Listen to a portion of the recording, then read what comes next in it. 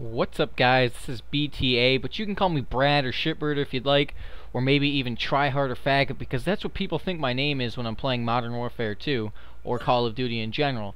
So today what I'm going to be talking about is the Saints Row 3 game.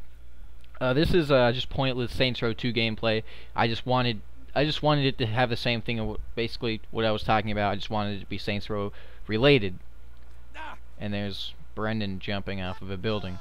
So basically, I want to talk about a couple of things that have already been announced that they're changing about the game, and some stuff that has been shown about the game. Like, there's a lot of new weapons and stuff like that.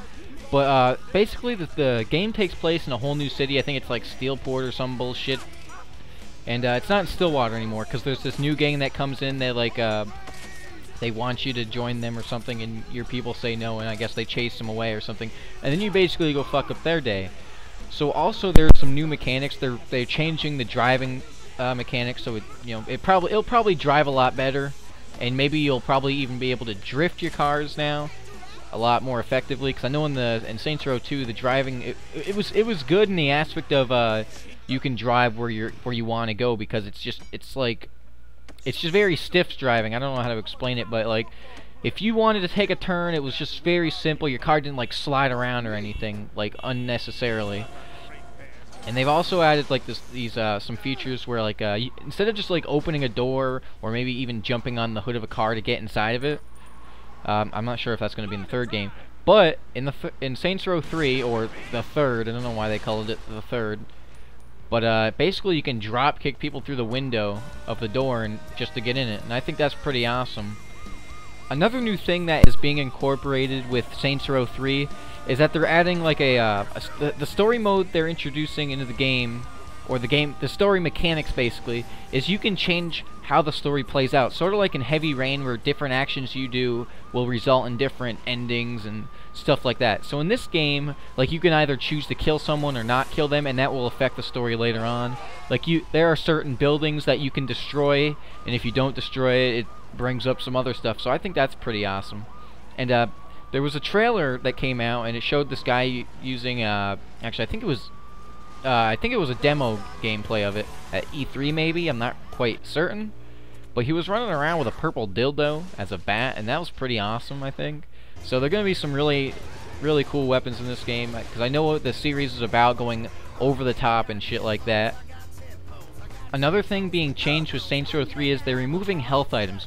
So there's not going to be food and drinks and stuff like... Well, there may or may not be drinks and blunts and shit, but they're removing food, like, because they wanted to remove healing items because there was something else they wanted to add, and I guess the healing items kind of messed something up. But this didn't bother me because I never use healing items anyways. Usually I was just cheating, and I play in co-op anyways.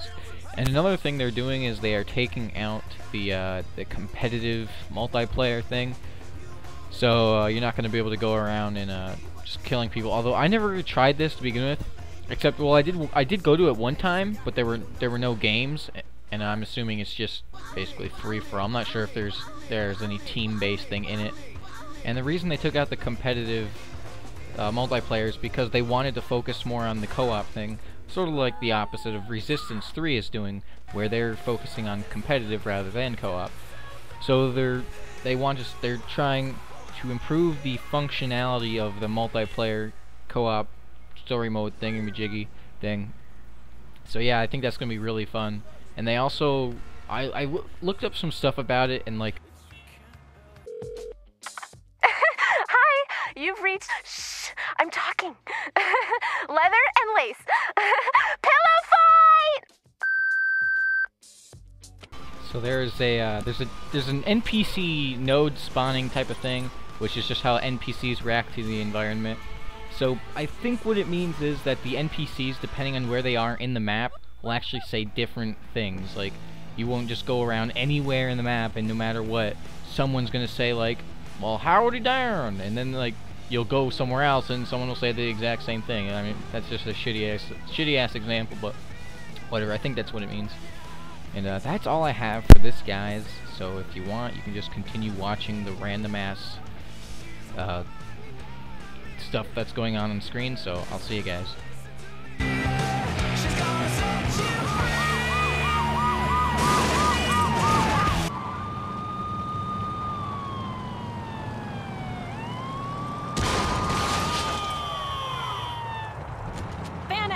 covered.